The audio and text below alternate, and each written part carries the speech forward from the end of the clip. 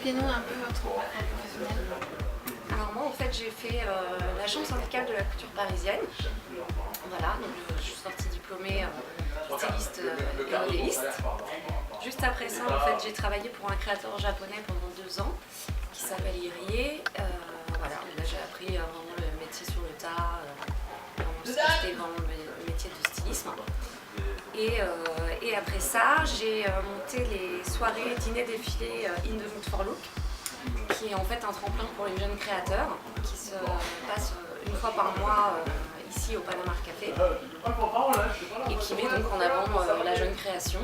Et parallèlement, j'ai monté ma marque Godard Paris. Depuis combien de temps avez-vous créé votre ligne de vêtements?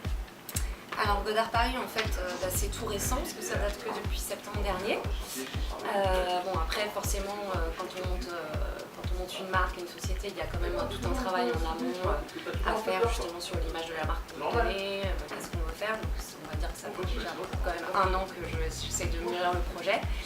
Et depuis septembre là vraiment où on a fait en fait le baptême de la marque. Voilà, on a fait une soirée sur une performance en fait artistique avec des danseuses qui ont dansé sur Ave Maria de Schubert, de la présentation de la marque. C'était très sympa. Je voulais justement sortir du simple défilé, étant donné que je fais du monoproduit, du t-shirt et du sweat. Je trouvais ça plus sympa en fait, de faire une mise en scène avec un thème religieux qui est plein d'inspiration.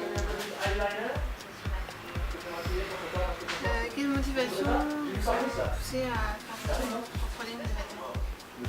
Donc, comme je disais, ma marque Godard, voilà, c'est God in Art, c'est l'art de Dieu, Dieu dans l'art. C'est vraiment l'esthétisme des croyances et des religions. Moi, depuis toute jeune, je suis fascinée par la religion, et je dis ça dans un sens large, c'est-à-dire que c'est vraiment tout le côté spirituel, pas cantonné uniquement au christianisme, parce que là j'ai ma première collection qui s'appelle Mary Goes to Hollywood, donc c'est vraiment sur la chrétienté. Mais après je suis complètement ouverte, c'est-à-dire que je pense qu'au fil des saisons je changerai de croyance, de religion. C'est mon côté vraiment spirituel, je suis très superstitieuse et voilà, ça m'a toujours plu depuis longtemps. Et ben en fait moi j'ai pas fait de catéchisme ni rien, j'ai été baptisée, mais après c'est venu vraiment de moi-même. Je me suis mise à lire la Bible, à lire le Coran, j'ai fait des initiations dans les temples bouddhistes. C'est tout le côté en fait un peu de protection de la religion qui me suit depuis que je suis toute petite. Ah ouais mec, tu crois quoi? Alors décrivez-nous un peu Il y a du truc avec une chantasse, hein? D'accord. Alors en fait, donc là comme je le disais, la première collection c'est Mary Goes to Hollywood. Donc je me suis inspirée vraiment de la chrétienté, mais dans le sens vraiment premier degré. C'est plus pour moi voilà, la pureté, la protection. Donc j'utilise des photos sans vraiment les modifier, souvent j'utilise des statues de vierges, des choses comme ça. Je les encadre aussi pour vraiment insister sur le côté esthétique de la religion, donc, comme un tableau. Voilà, ça c'est la pièce Angel and Butterfly de la collection. C'est vrai que quand je suis à Paris, je me promène souvent, je rentre dans les églises, parce que pour moi c'est un moment de recueillement où je me sens bien et je regarde tout ce qui est autour de moi, les tableaux, les statues, ça m'inspire énormément. Après j'ai aussi des pièces qui sont entièrement brodées à la main, avec des bijoux en fait orthodoxes. Ce sont les petits bijoux qu'on retrouve en fait sur les petits bracelets élastiques généralement. Et donc là j'ai pris le parti de créer en fait un motif croix et un motif vitrail. Donc ça c'est les suites en fait Crucify in Your Mind, et le deuxième c'est Hollywood Church, voilà, qui fait penser un petit peu au côté brillant du vitrail et de l'église. Avez-vous déjà participé à un défilé? Donc les défilés, on va dire que oui, j'en ai fait, et enfin on va dire derrière et sur le devant de la scène et derrière la scène, puisque j'organise effectivement depuis 3 ans les des défilés de Mood for Look pour les jeunes créateurs. Donc c'est quelque chose qui me plaît aussi beaucoup, l'organisation, l'événementiel de mode, le coaching. Non, non, du tout. En fait, ce sont des créateurs qui viennent avec leur collection de prêt-à-porter. Et moi, je m'occupe de toute l'organisation en amont, pendant la soirée et en post-prod. C'est-à-dire faire tout le travail de communication, ensuite sur place, trouver les mannequins, les maquilleuses, les coiffeuses. Après, on met en scène sur une musique tout le défilé. Et ensuite, la post-communication. Donc ça, c'est le côté que j'ai pour le Mood for Look.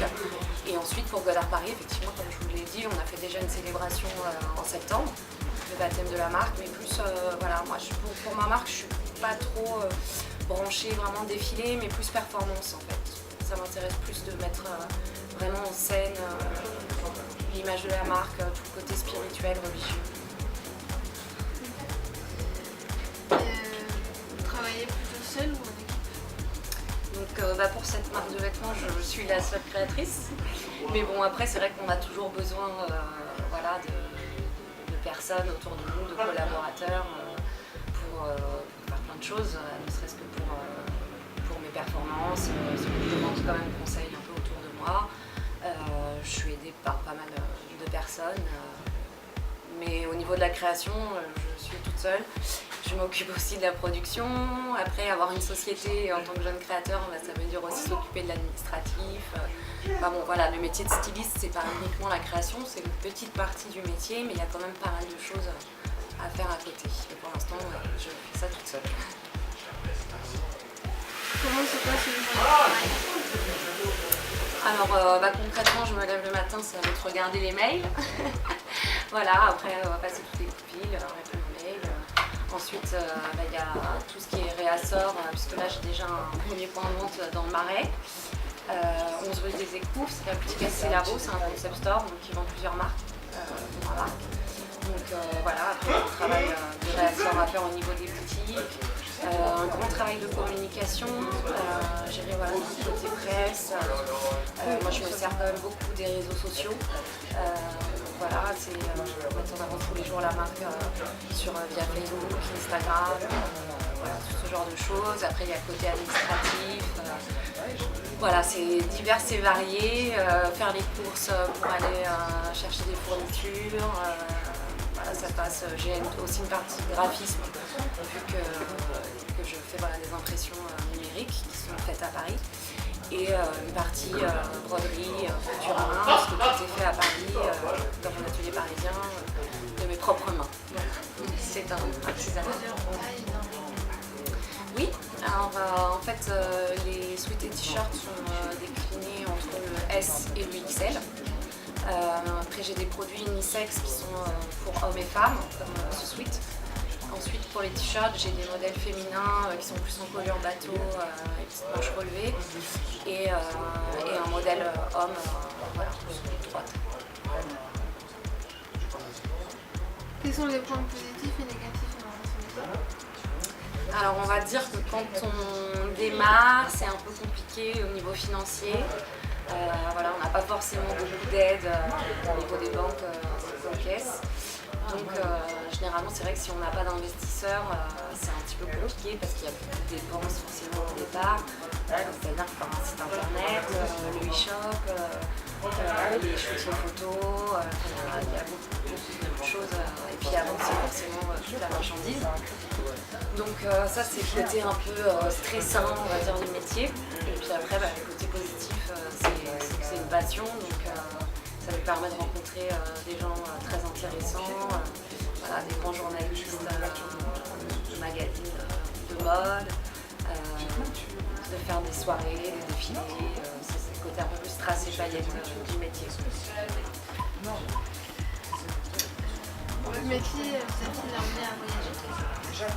Alors en fait, je retournerai plus la question, c'est-à-dire que ce sont mes voyages qui m'ont aidé à faire mon métier. Parce que la marque en fait elle est partie d'un voyage que j'ai fait en Grèce Voilà, je suis allée dans les églises orthodoxes et c'est vrai que je me suis un petit peu inspirée de cette culture avec toutes ces icônes. Et c'est de là en fait je suis revenue de ce voyage avec des petits bracelets, comme tu disais, élastiques avec des petits bijoux orthodoxes. J'ai complètement démonté et voilà, ça m'est venu l'idée de partir là-dessus sur la broderie de bijoux orthodoxes. Quels sont vos projets pour cette année? Alors pour cette année, en fait, je souhaiterais ouvrir plus de points de vente. Parce que là pour l'instant, j'ai qu'un point de vente physique à Paris. Aussi démarcher les sites de vente en ligne. Là j'ai une boutique aussi qui va me prendre normalement d'ici cet été à Ajaccio. Et voilà, c'est pas mal. Donc voilà, c'est-à-dire faire tout un travail un petit peu de faire connaître la marque en France et à l'international. Là c'est pareil, j'ai un nouveau bureau de presse, donc ça va être aussi faire parler de la marque à l'international, voir aussi, là j'ai trouvé des distributeurs pour l'Italie, pour la Russie, pour le Mexique.